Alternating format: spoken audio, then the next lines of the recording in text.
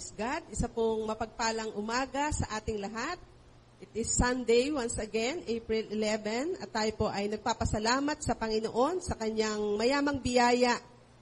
At habag na tayo po ay minsan pang nakakapagniig sa Panginoon, nakakapanalangin, tayo po kanina sumamba sa ating Diyos na buhay. At kahit po tayo nasa online, I believe na naranasan natin at naramdaman ang presensya ng ating Panginoon as we worship our God.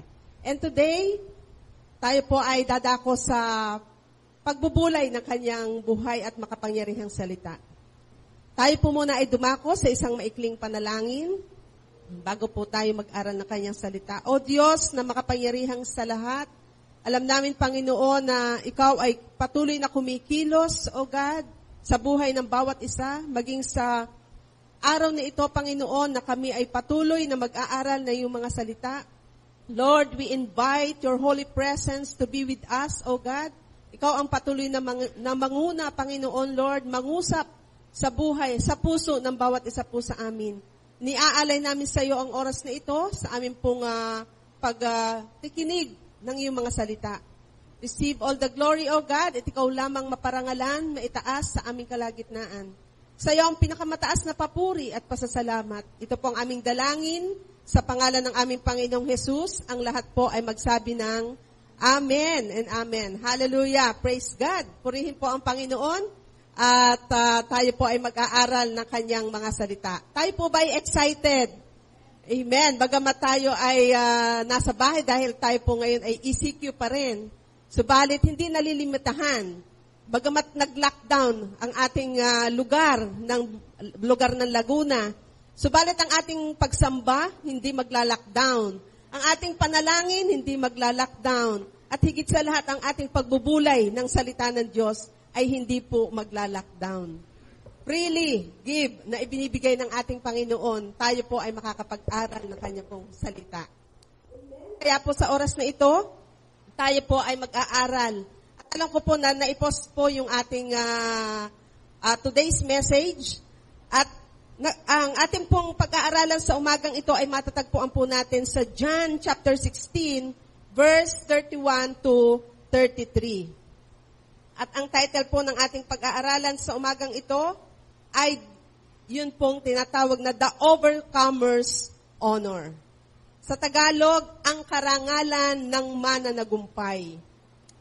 Alam niyo po ba na lahat ng tayo bilang mga tumanggap sa ating Panginoon at sinasabi ng Panginoon na kailangan tayo ay maging overcomers, conquerors. Sinabi pa nga ng Bible ay tayo more than conquerors. Ay meron ding karangalan na nakalaan para sa atin. Ito po mamaya ating isa-isahin. Yung karangalan na ibibigay sa atin ng Diyos sa sino mang magtatagumpay. Amen. Kaya excited po ako habang minemeditate ko nga po ang mga salitang ito ng ating Panginoon. Ako po'y excited na despite the life's challenges and problems na ating nararanasan, ang Diyos po'y may inihahanda sa magtatagumpay. Ang sabing ganon sa Revelation. Mamaya isa-isahin po natin yon. So, bakit atin muna ano po yung karangalan? Ano ba yung mga karangalan? Di po ba in secular world, tayo po minsan halimbawa po sa school o sa tayo ay nag-aaral, pag po talaga tayo magaling at tayo laging nakakataas ng grade, may honor po tayong nare-receive mula doon sa ating teacher. Di po ba? First honor, second honor, di ba ganon? Tayo po'y nakakatanggap ng karangalan pag tayo po ay pasado o kaya ay hindi naman okay lang na 75 passing grade pa rin yun.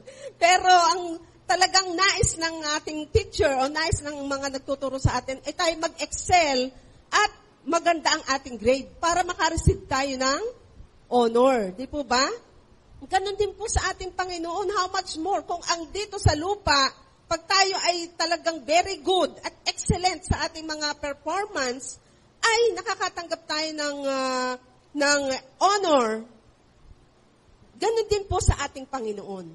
Ang Diyos po'y nagbibigay sa atin. At ito po'y excited tayo, hindi lamang dito sa lupa, kundi doon sa buhay na hinaharap natin, na napakaganda na inilalaan ng Diyos sa atin. Na sinabi nga niya na sino mang magtatagumpay ay tatanggap ng ito.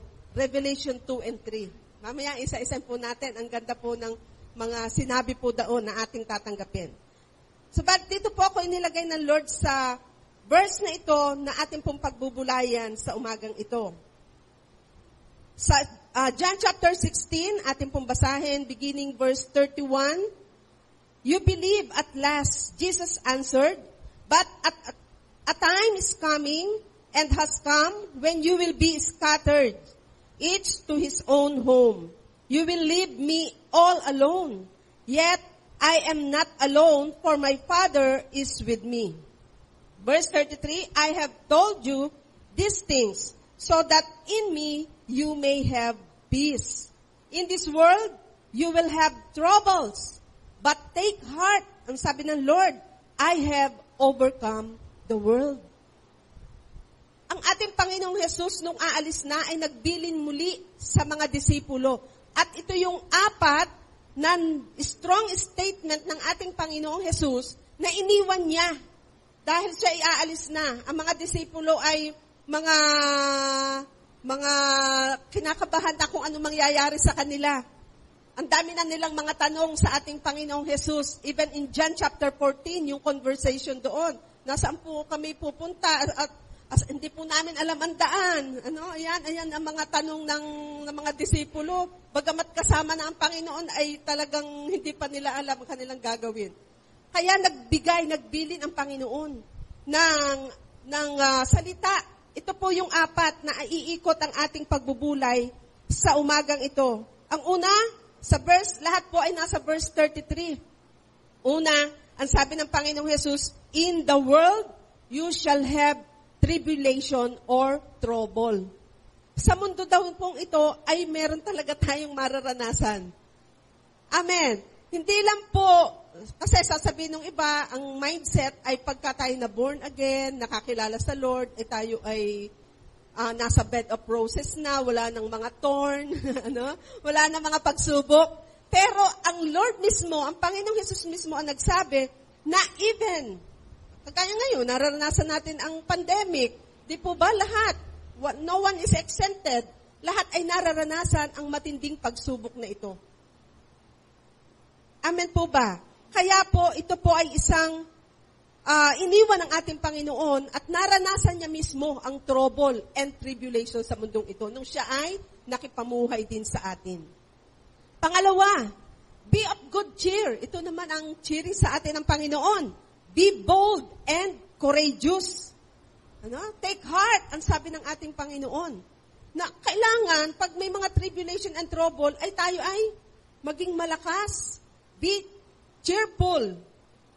Diba, sabi din yun ni Pablo, si Pablo nga ay nakakulong, pero ang lagi sinasabi ay, rejoice in the Lord. Again, I say rejoice. Patuloy tayong magalak sa Panginoon sapagkat ayan ay mga pagsubok lamang. At sa mundong ito ay katotohanan at isang realidad na tayo'y dumaranas ng mga pagsubok at mga problema sa mundong ito. Number 3, now a word in verse 33 pa rin, I have overcome the world. Ayan ang assurance ng ating Panginoon. So, ibig sabihin, the world is overcomable. Kayang-kaya nating mapagtagumpayan.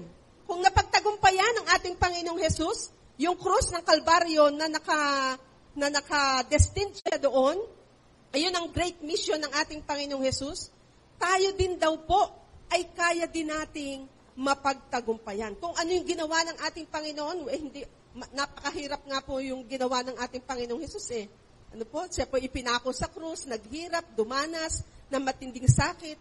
Pero tayo, ang ating mga pagsubok lamang ay yung ingrown, yung mga light lang, problema sa pera, sa relasyon, sa mag-asawa,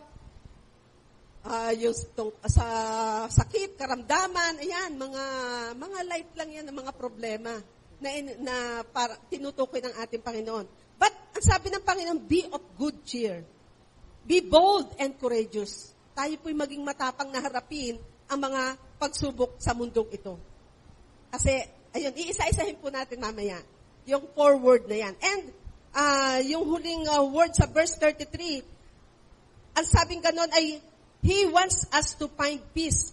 But in me, ang sabi dito, this thing I have spoken to you, that in me, you might have peace. Amen. Pag ang Panginoong Jesus ay nasa puso natin, ayun ang ating katagumpayan eh. Amen? Tayo po ay may kapayapaan. Kahit nasa gitna ng pagsubok, sabi nga ng isang illustration, paano mo daw may illustrate yung napaka-peaceful na larawan? 'Di ba? May gumuhit na bata na yung isang ang kanyang peaceful ay yung isang bahay na isang puno na naandoon yung isang ibon at tapos ay may sa tabi ay may lagas-lasan na tubig, maingay. No? Meron namang isang picture na yung lalaki ay tulog na tulog at tahimik na tahimik. Alin daw may compare mo doon yung talagang mayroong kapayapaan, peaceful. Yun pong isang ibon na bagamat may lagaslas ng tubig, may ingay sa kanyang katabihan, pero yung kanyang kalooban ay siya ay may peaceful heart. Yung payapa siya. Nasa bagamat sa gitna ng mga nangyayari sa kapaligiran niya, siya ay payapa. Ganon din po tayo sa Panginoon. Ano man yung nangyayari natin. Kasi peace is coming from within. Ano po? Yung pong nasa loob natin. Dahil ang Panginoong Jesus ay nananahan sa ating mga puso, meron tayong kapayapaan. Di po ba ang sabi ng ating Panginoon? Peace I give to you. The world that cannot give.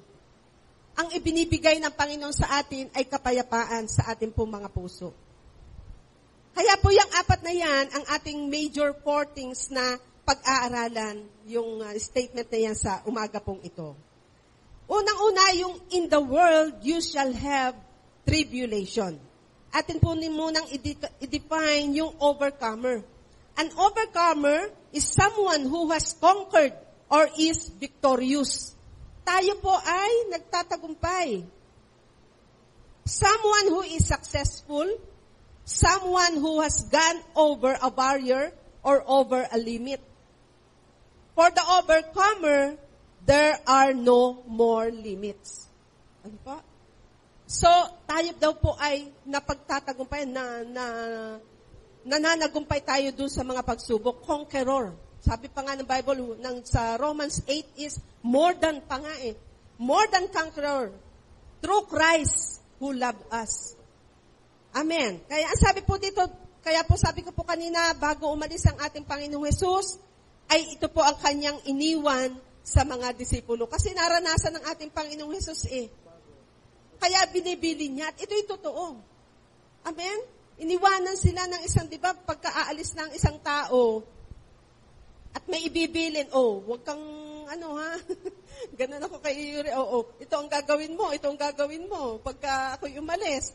Para malaman niya na, in the absence of me, ay talagang, ayun ang billing ko na, ayun ang kailangan niyang gawin. At ginagawa naman niya. So, ang sabi pong ganon, God expects nothing but victory. Ang nais ng Diyos, ang inaasahan ng Diyos, tayo po'y laging nagtatagumpay. Kasi in this world, talagang maraming trouble, lalo na ngayon, ang daming challenges natin, sa gitna ng pandemic, sa gitna na nangyayari sa kapaligiran, ay yung mga personal na buhay natin, nakakaranas pa rin tayo ng mga pagsubok. Worldwide, in the family, in our work, ang dami pa rin nating nararanasan na pagsubok. But the good news is, God is aware of that.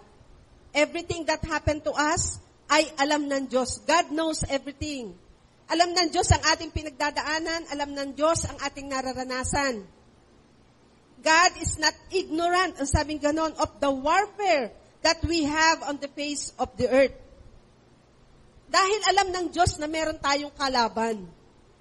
The devil is our adversary. Ang sabi nga dito sa 1 Peter 5:8, because your adversary, the devil, is like a roaring lion, At meron naman po tayong spiritual warfare na sinabi sa Ephesians chapter 6, verse 12.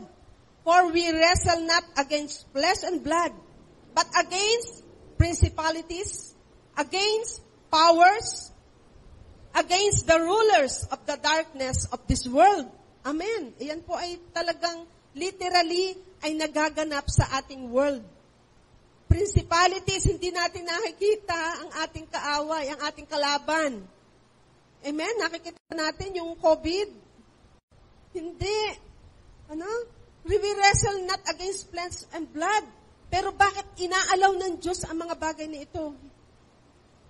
Dahil meron po siyang layunin at may ginagawa ang Diyos in the midst of this pandemic.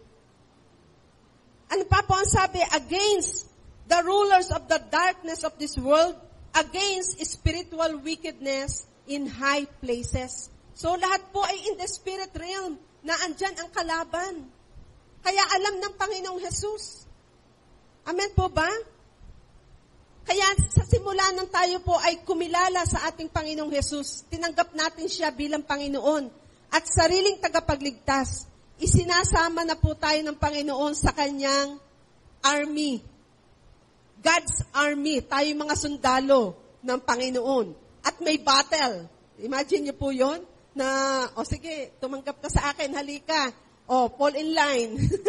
Nakalinya tayo dun sa haharapin nating mga pagsubok sa buhay. Kaya ang bilin ng Panginoon, but take heart, be of good cheer.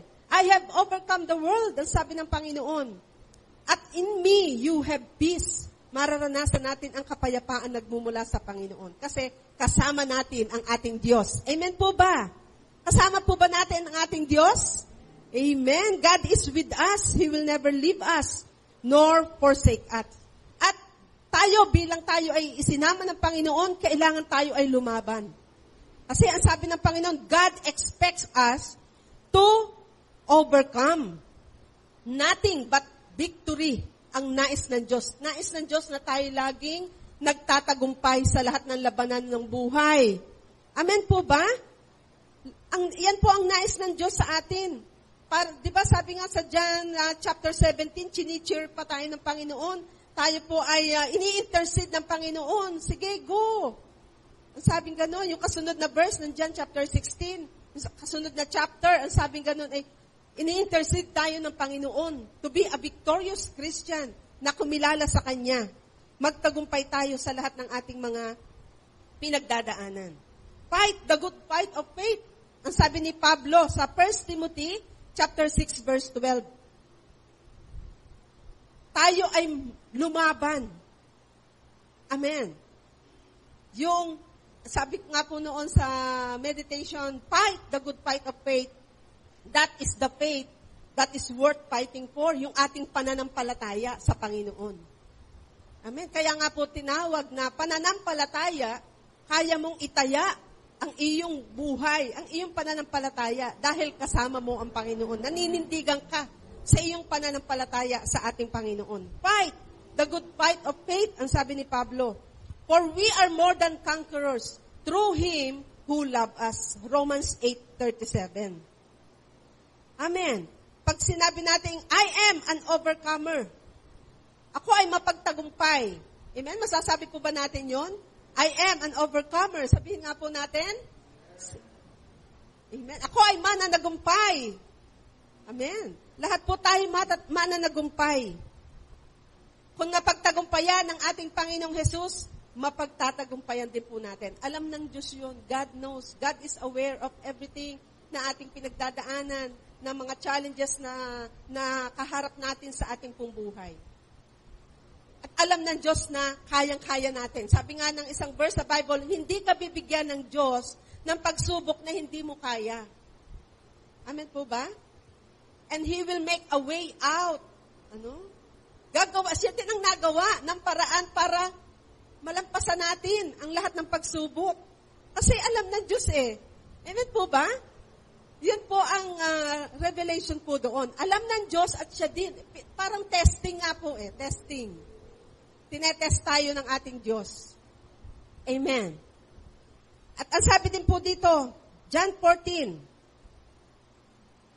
Very truly, I tell you, whoever believes in me will do the works I have been doing. Kung sino nananampalataya sa ating Panginoon at naniwala sa Kanya, sabi pong ganon, He will do the works. Magagawa din natin yung ginawa ng ating Panginoong Jesus.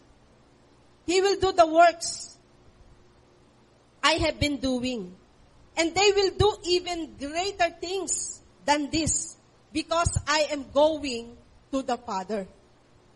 Amen. Yun, binili na naman. Kasi aalis na siya, ang mga disipulo. Ano na naman? Saan po kami pupunta? Hindi po namin alam ang daan. Sino po ba ang daan? Ay, ang Panginoon ay paulit-ulit na ng kanyang explanation. Pero ang sabi ng Panginoon, you will do greater things than I do. Sa ginawa. Alam niyo po, habang binubulay ko po ito, sabi ko nga, yung ating ginagawa ngayon, through online, ito yung greater things. Isa sa greater things na magagawa natin para ibahagi ang salita ng Diyos sa bawat tao. Hindi tayo nalilimitahan. Kasi ngayon, di ba, limitado, social distancing, hindi ka makakapag-share sa kapitbahay mo, hindi ka makakapag-share sa kaibigan mo, hindi pwede yung face-to-face. Pero through online, ito yung greater things. Ang Panginoong Hesus noon, hindi nakakapag-online. Praise God.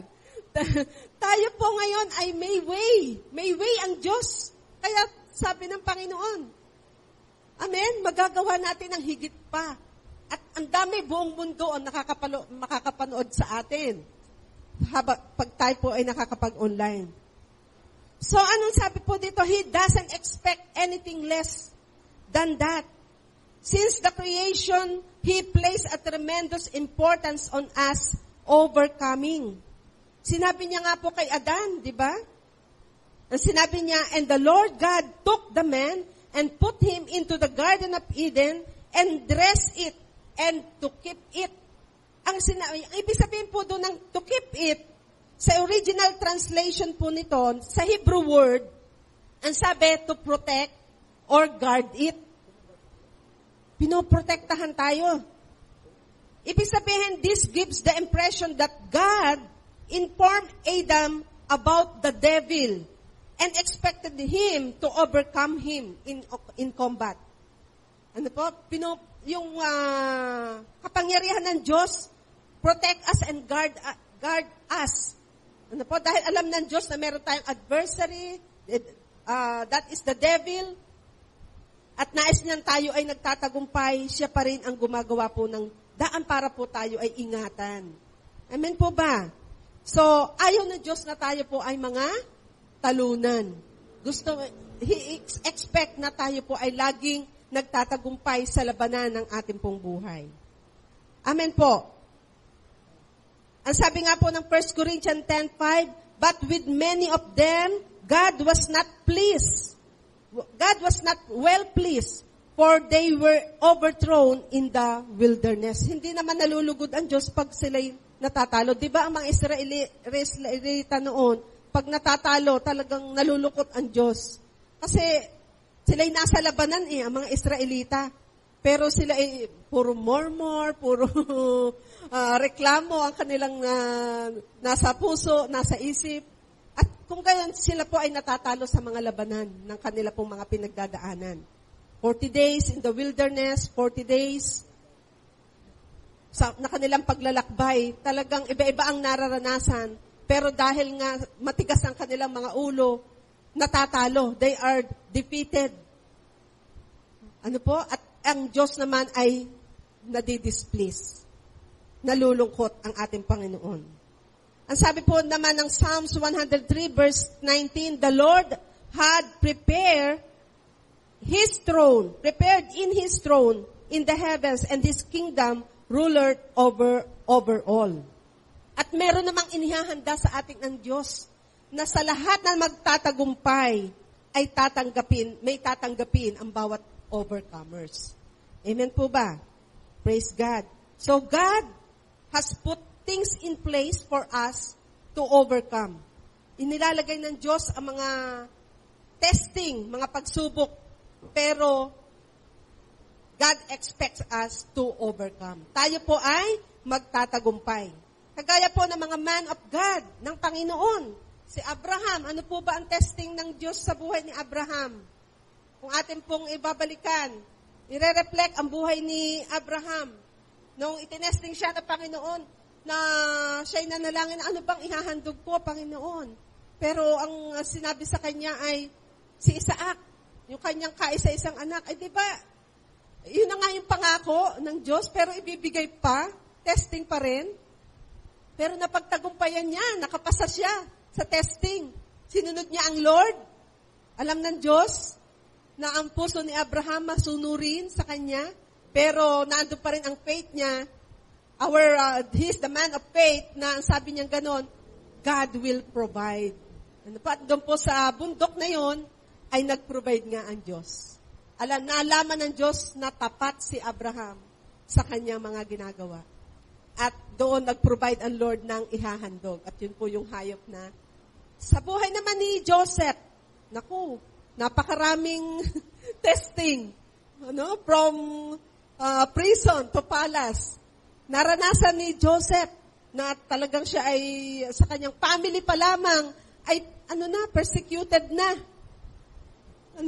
Sa family pa lang mismo ni Joseph, si Jacob na kanyang ama sa kanyang mga kapatid, siya ay persecuted na. Pinagbili, tinapon, ang daming naranasan, hanggang sa makarating doon sa palace ni Pharaoh.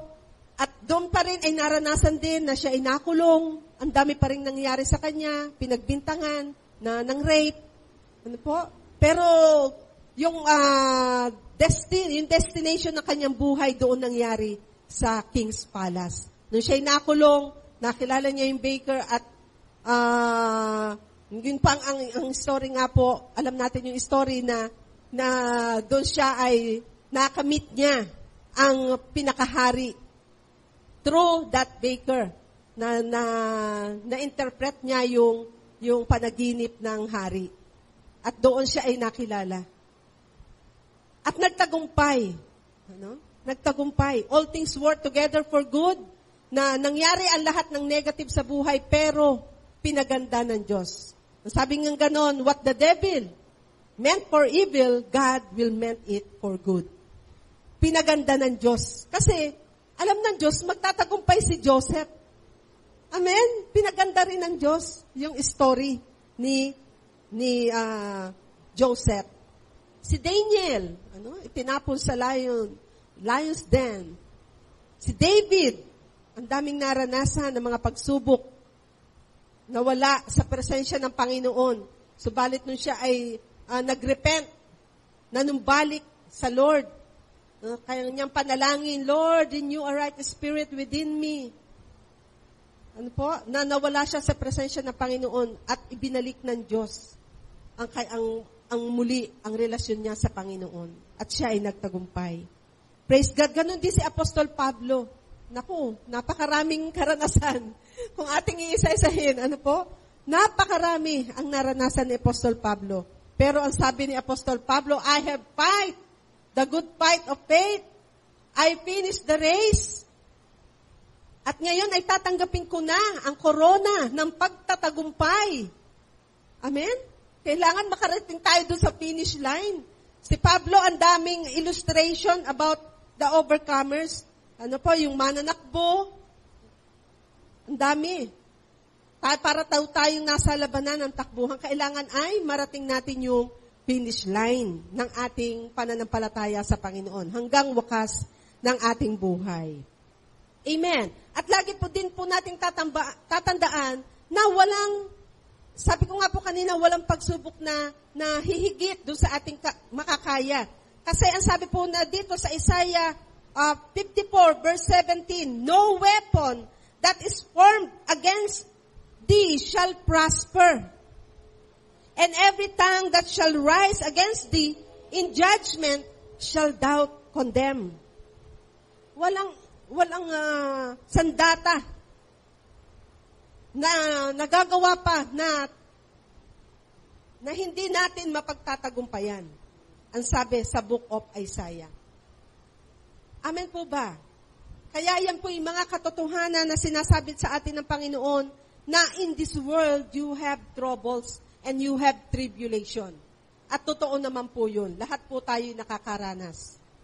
Amen po. Nararanasan natin, tayo nagkakaroon ng sakit, karamdaman, problema sa ating pong mga anak, problema sa mag-asawa, problema sa trabaho.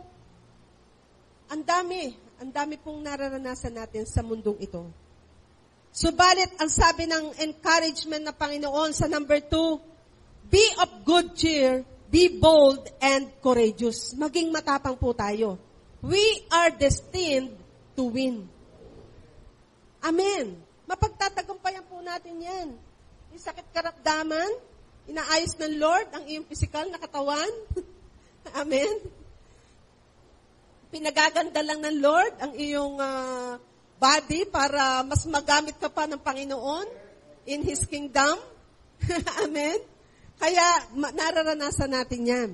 Be of good cheer. Be bold and courageous. Sabi nga po dito, we cannot afford to fail.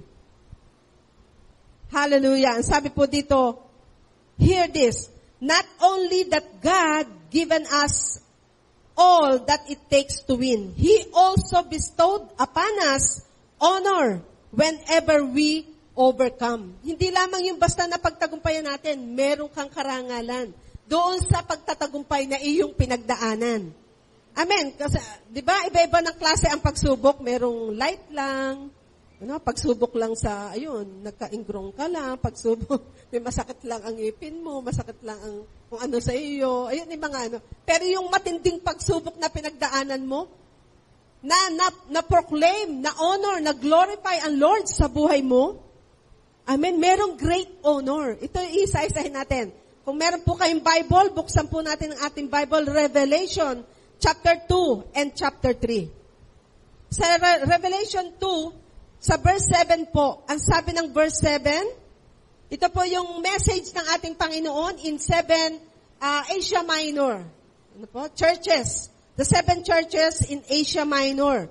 Ang sabi po dito sa verse 7, to him that overcometh will I give to eat of the tree of life.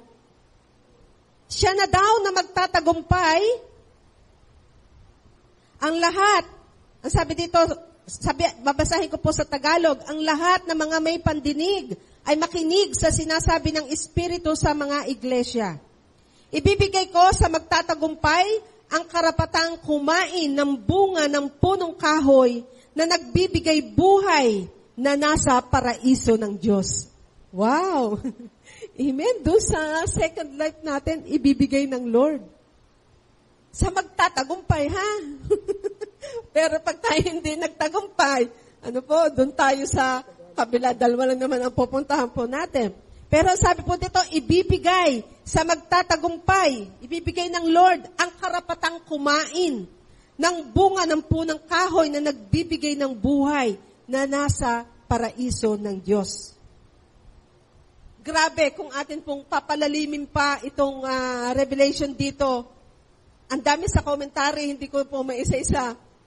Grabe yung dadanasin natin. Kasi yung makakain daw natin ang bunga ng punong kahoy nagbibigay buhay. So, forever ang buhay natin sa ikalawang buhay. Meron pa tayong kakamtin dahil may reward tayo. Great, glorious ang ating tatanggaping buhay dun sa second life. Sabi nga ng New Testament, hindi pa naisip, hindi pa nakita, hindi pa narinig ang mga bagay na inihahanda ng Diyos sa mga umiibig sa Kanya, sa mga tapat sa Kanya. Ito po yun. Amen? At ito po, sa verse 11 naman, he that overcome shall not be hurt of the second death. Ayan, hindi po natin dadanasin yung pangalawang kamatayan na sinasabi. Kasi di po ba, may pangalawang kamatayan. Una, yung ating physical death. At ang the second death ay yung kamatayan doon sa buhay na walang hanggan. At doon nga po mapapapunta sa dagat-dagatang apoy. Ang sabi sa Tagalog, ang lahat na may pandinig ay makinig sa sinasabi ng Espiritu sa mga iglesia. Ang magtatagumpay ay hindi makakaranas ng pangalawang kamatayan. Yung second death. Kundi second life ang ating mararanasan. Yung life with the Lord. Yung buhay na walang hanggan na kasama ang ating Panginoong Jesus. Na yung mga pangako niya, mararanasan natin. Kaya kailangan po nating magtagumpay. Amen po ba? Amen. Praise God. Tayo po ay mananagumpay. Hallelujah. At ano pa po ang sabi? Sa verse 17, to him that overcometh, will I give to eat of the hidden manna. At meron pa tayong makakain yung, siguro ang sarap noon, ano? May hidden manna kung dito, meron na tayong mga manna na nakakain yung physical food, nakakakain tayo, pero doon, hindi natin alam kung tayo kakain pa, pero may hidden manna Ano kaya yung ating kakainin yun? Ano ba yung pinakamasarap na kinakain natin dito sa ating physical world? Ano? Kung tayo sarap na sa mga, mga ano naman mga fast food ang ating kinakain, sarap na tayo. Mga restaurant, mga instant cook. Bawal. Bawal kay Bisha, ang daming bawal. O doon na lang sa langit, may hidden manna.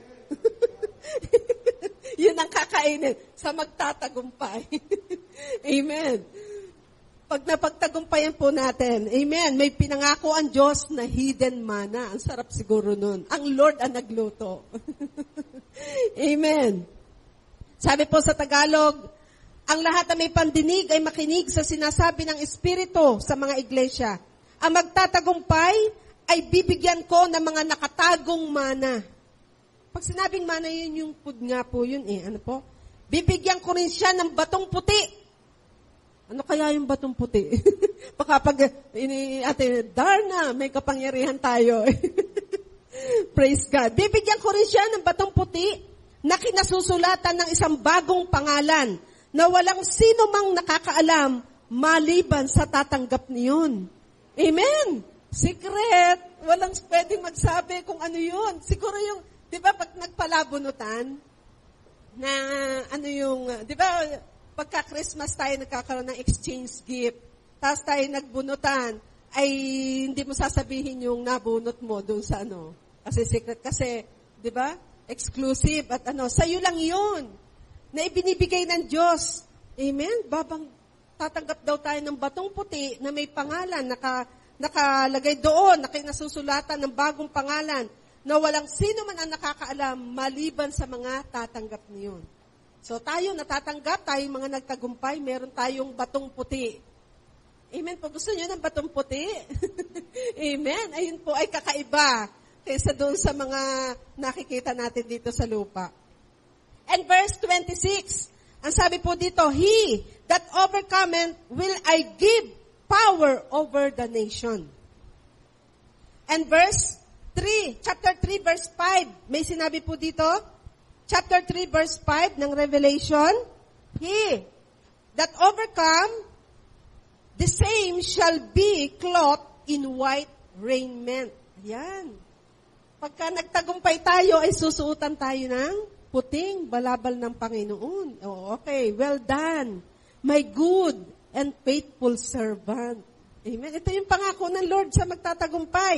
Ang sabi sa Tagalog, ang magtatagumpay ay magdaramit ng puti at hindi ko kailanman aalisin sa aklat ng buhay ang kanyang pangalan.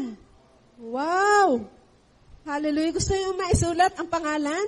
Kasi yun yung goal natin talaga, na mapasulat ang ating pangalan. Kikilalanin ko siya sa harap ng aking Ama at ng kanyang mga anghel. Wow! We will be recognized in heaven. Oh, Arminia Rodriguez, halika. Ito ang iyong balabal ng damit ng katuwiran ng Panginoong Hesus. Puting-puti. At naandun ang rejoicing natin, yung ating walang sukat na kagalakan. Pag naranasan natin yung mga honor. Baka tayo mainggit doon sa mga tatanggap ng sayang. Dito pa lang sa lupa, gawin na natin yung ating dapat gawin. Maiinggit tayo Buti pa siya, may putong ng corona, buti pa siya, may white cloth. Ako, batong puti lang. Kasi hindi natin nagawa, hindi natin Ang Lord ang nakakaalam ng mga honor na ibibigay sa atin. Verse 5 po yun. At ano naman sabi ng verse 12 ng chapter 3? Him that overcometh will I make a pillar in the temple of God. Verse 21, to him that overcome will I grant to sit me. Wow! In my throne. Hallelujah. Kasi nang gustong makatabi ang Lord. Amen. Gusto natin yun. Amen. Pero mo yung ating pinaglilingkuran, yung ating pinipreach, yung ating pinangangaral na Panginoong Jesus, ay pagdating ng araw, ay makakalapit daw po natin doon sa trono niya, sa mga magtatagumpay. Amen. Kaya kailangan po tayo ay magtagumpay. Amen po ba? Lahat po tayo, ang magtatagumpay ay uupong katabi ko sa aking trono. Tulad ko na nagtagumpay at nakaupo ngayon katabi ng aking Ama sa kanyang trono. Amen. Ang Panginoong Jesus ang nagsasalita po dito. Gaya niya na napagtagumpayan niya ang sanlibutan dito sa mundo nung siya ay napako sa krus at ngayon ay nakaluklok sa trono ng Diyos Ama. Lahat po tayo ay mararanasan ang mga ito once we become an overcomer, a conqueror sa buhay na ito. Kaya kailangan tayo po ay patuloy na nagtatagumpay. An overcomer, sabi ko po kanina, is someone who is conquered and victorious. Someone who is successful. Someone who has gone over a barrier or over a limit. For the overcomer, there are no more limit. No more limit sa atin. He doesn't see or know defeat. Hindi tayo talunan. Amen? Hindi tayo talunan. Tayo mananagumpay ng Panginoon. Amen po ba? He has scaled or gone over the limits. Hallelujah. Praise God. Ayun po yung number 2. Amen? We are destined to win. Be of good cheer. Be bold and courageous. At ang number 3 po, 4 lang po ito, I have overcome the world, so the world is overcomable. Quote and quote. Na kaya pala nating mapagtagumpayan. Kasi sinabi ng Lord ang Panginoong Hesus ang nagsabi. So kaya pala natin. Amin po ba? Anong pagsubok ang naranasan natin na hindi natin napagtagumpayan? I-mention nga po natin. Di po ba? Wala. Dumaan lang yun. Naranasan lang natin, pero tayo ay mga overcomers. Kailangan ay, ang Panginoong Hesus ay lagi po nating kasama sa mga pagsubok ng buhay. Kaya sabi po dito, leave Satan in the dust. I have overcome the world. The world is overcomable. Meron po ako dito isang illustration. Yun daw pong Nike. Yung pong Nike Corporation, sila po ay gumawa ng isang yun nga po, yung project nila sa sapatos. Tapos ang kanilang sign ay yung check. Ano po, Nike. Ang ibig sabihin daw po noon sa Hebrew word ng Nike ay Nikos, na ang ibig sabihin ay victory. Kaya kung sinong may suot ng Nike, siya ay laging magtatagumpay. Kagaya ni Michael Jordan. Siya po ay endorser ng, inayawan niya yung isang brand ng sapatos, sinuot niya ang Nike, nagtagumpay. Ayun ang vision ng Nike company, na lahat daw na magsusuot noon ay magtatagumpay. Kaya bibili tayo mamaya ng Nike. Nag-promote pa, po. Ayun lang ay isang illustration na meron din silang pinaka-aim or goal na kailangan lahat ay magtagumpay. Amen po ba? Hallelujah. So, leave Satan in the dust. Ang sabi pong ganun. Revelation.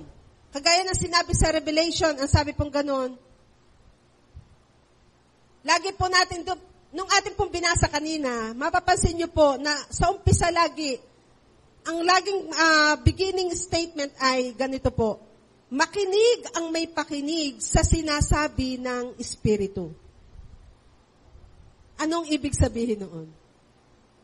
we cannot overcome without the Holy Spirit. Amen po ba? There must be a revelation from the Holy Spirit.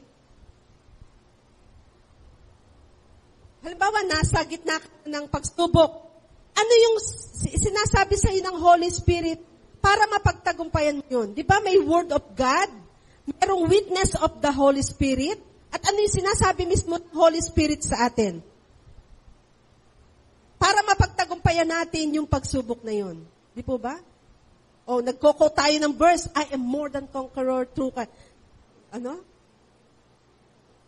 Tayo ay mapagtagumpay. I can do all things through Christ who give me strength. Kailangan meron tayong daladalang Word of God. Kaya kanong binasa natin yung sa mga magtatagumpay sa Revelation chapter 2 and Revelation chapter 3, laging sinasabi, paunang salita doon, ay makinig ang may pakinig sa sinasabi ng Espiritu.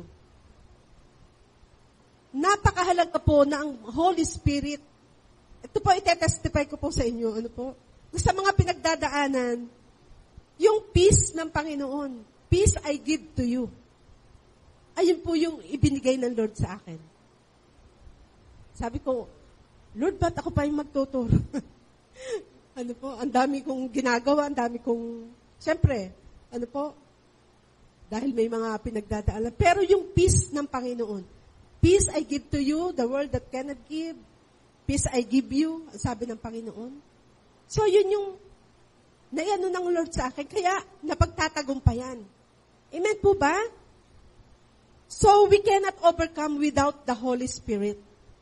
Kailangan po natin ang revelation ng Banal na Espiritu.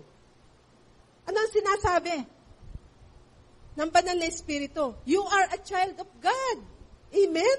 Tayo anak ng Lord. Lord, anak mo ako. O yun ang sinasabi ng Holy Spirit sa akin. Lord, anak mo ako, di ba? Isasama mo ako sa parada ng tagumpay. Pangako mo yun. Magkuko tayo ng mga promise ng Lord. Amen? We will go back to the Word of God. Yung salita ng Diyos, ating i-remind ng Lord sa atin yung kanyang mga salita sa atin. Amen po ba? Kaya po yung revelation ng Holy Spirit. Sabi ng Romans 8:16, we are the children of God. Tayo yung mga anak ng Diyos. Kailangan alam natin yung position natin sa harap ng, know our identity before the Lord. Tayo anak ng Diyos, hindi niya hahayaan na hindi natin mapagtagumpayan ang lahat ng ating mga challenges sa buhay. Tayo'y kanya pong mga anak. Ang sabi nga din po sa 1 John 2:13 and 1 John 4:4. Ito po yung position natin sa harapan ng Panginoon. Tayo po ay kanyang mga anak. Anak tayo, and we can do all things through Christ who give us strength. Siya po ang ating kalakasan. Amen? Pag na-witness natin sa ating spirit at nalaman natin na tayo'y tunay na mga anak ng Diyos, totoo ang Panginoon sa kanyang salita. Bibigyan niya tayo ng kapayapaan at eventually tayo po ay magkakaroon ng katagumpayan doon sa mga pinagdadaanan. Amen? Naranasan po ba natin yon? Ganun po pala ang process ng isang overcomer. We leave Satan in the dust. Amen? Diyan ka. Tatapakan lang kita. Amen? Tatapakan lang natin ang kaaway kasi ang kaaway natin nasa paanan lang pala natin. Amen? In the name of Jesus and by the blood of Jesus, you are defeated, Satan. Hallelujah. So as a child of God, you have His nature and you have His life. Kung alam natin ito, walang daan para tayo po ay maging talunan sa labanan ng buhay. Pag alam natin na tayo po ay, we have His nature, the Christ-likeness of God, of Christ. Kaya nga po, ang sabi ng verse 33, sinabi po doon, uulitin po natin ang sinabi ng verse 33 sa atin pong pinaka-text. Ang sabi ng ating Panginoon, I have told you these things so that in me, you may have peace. In this world, you will have trouble. But take heart, I have overcome the world. Napagtagumpayan ng ating pong Panginoon. Therefore, all lahat ng ating mga nararanasan, ito po ay mapagtatagumpayan din po natin. Because we are joint heirs together with our Lord. Tayo po'y kasamang tagapagmana ng ating Panginoon. Therefore, all that belongs to Him, it also belongs to us. Amen. So, the world is overcomable. Amen po ba? Tandaan po natin yon. Kailangang malaman natin that lahat ng pinagdaan, the world is overcomable. Overcomable. You can overcome. I can overcome. We can overcome. Ano man ang pinagdadaanan. Amen po ba? Hallelujah. And last but not the least, ang sabi po dito, sa huli, we will find peace in Him. Yung kapayapaan na ibinibigay ng Lord.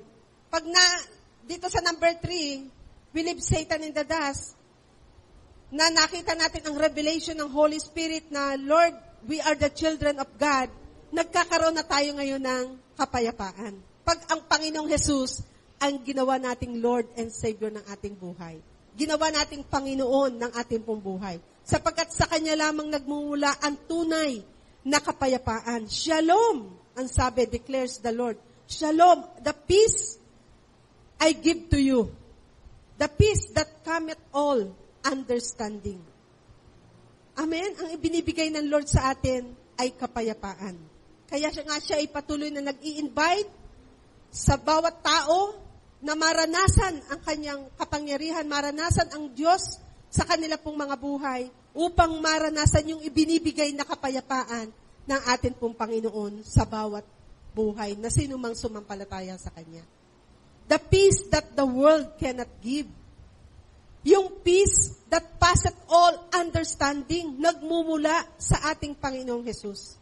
Na nasa gitna ka man ng kapagsubukan, nasa gitna ng problema, meron kang kapayapaan. Madali mong nadadala ang lahat ng pagsubok ng buhay dahil ang Jesus ay nananahan sa ating puso. Kinilala mo siya na Panginoon mo at sariling tagapagligtas ng iyong buhay. Kaya ang Lord po ay patuloy na nag-i-invite, especially in this time and season, ang Panginoon po ay nag-i-invite that come to me. Lahat kayo na napapaghal at nabibigat ang lubha. Bibigyan kayo ng kapahingahan ng ating Panginoon, yung kapayapaang nagmumula sa Kanya. Amen po ba? In Him, sa Kanya lamang matatagpuan ang tunay na kapayapaan. Hindi po sa ibinibigay ng mundong ito, matatagpuan ang kapayapaan. Naghahanap ka ng kapayapaan, pumupunta ka sa iyong mga kaibigan, pumupunta ka sa kasayahan, sa party, akala mo doon mo matatagpuan ang kapayapaan, pero mga pansamantala lang po yun. Kailangan ang Panginoong Hesus po ang nagbibigay ng tunay na kapayapaan. Amen po ba? So lahat po tayo na kumilala sa ating Panginoong Hesus, tayo po ay binigyan niya ng kapayapaan. Amen? Kaya kahit nasa gitna tayo ng problema, meron pa rin tayong kapayapaan na harapin ang lahat ng pagsubok, challenges sa buhay. Kasi iyon ay pangako ng Diyos sa atin. Amen. Hallelujah. Kaya sa umaga pong ito, ay inviting, maging yung nasa online, na ngayon po ay nakakaranas ng anumang pagsubok, I tell you, kayang-kaya nating pagtagumpayan ang lahat ng pagsubok sa buhay, sapagkat naranasan ng ating Panginoong Hesus po yan. More than 2,000 years ago, nung siya'y nabuhay dito sa lupa, naranasan, mas matindi ang kanyang naranasan kaysa yung mga pinagdadaanan pa lang natin ngayon. Ano po, very light po yung ating pinagdadaanan, pero nangako ang Diyos. Ang sabi ng Panginoon, be of good cheer, be bold and courageous. I have overcome the world. And in Him, we will find peace. Amen? Sa Kanya lang po matatagpuan ang kapayapaan. Sa oras na ito, tayo po ay magpapasalamat sa Panginoon sapagkat Siya ay nangako na maraming bagay. The overcomer's honor. Kailangan meron po tayong mga honor, ha? Pagdating natin dun sa kalangitan. I-meditate pa natin Revelation chapter 2 and Revelation chapter 3. Yan po yung message ni Christ sa 7 Asia Minor, sa mga churches. Kaya purihin po ang Panginoon, tayo po ay magpasalamat sa ating Diyos na ngayon ay nakatunghay sa ating kalagitnaan. Hallelujah, hallelujah. Ang Lord po ay buhay. Siya po ay kumikilos sa buhay ng bawat isa sa atin. Siya po ay tumutulong. Alam niya po ang lahat ng ating mga pinagdadaanan. Hindi lingid sa Kanya. He is not ignorant and He is so much aware of everything that happening to us. Hallelujah, God. Salamat, salamat po, Panginoon. Ikaw po ang aming Diyos na pinupuri at sinasamba, niluluwalhati sa aming pong mga buhay. Hallelujah. Patuloy na ibigay mo, Panginoon, yung kalakasan mo, Panginoon, sa amin upang mapagtagumpayan ang lahat ng ito. Hallelujah, God. Hindi po namin kaya. Gaya ng iyong sinabi that apart from you, Lord Jesus, we can do nothing. Wala po kaming magagawa kung kami ay hiwalay sa iyo. Hallelujah. Kaya sa oras na ito, patuloy na buksan mo ang iyong puso sa Panginoon. Receive Him as your Lord and Savior of your life. Maranasan ang kapayapaang ibinibigay ng Panginoon. Maranasan ang banal na Espiritu sa iyong buhay na mangungusap siya sa gitna ng kapagsubukan. Hallelujah, God. Lord, salamat po ng marami, oh God. Napakabuti mo sa amin. Ikaw po ang aming pinupuri at sinasamba sa umagang ito. Sa iyo lamang ang pinakamataas na pagsamba at pasasalamat. Ito po ang aming nagkakaisang dalangin. Receive all the glory in Jesus' mighty name. Amen and amen. Praise God. Hallelujah.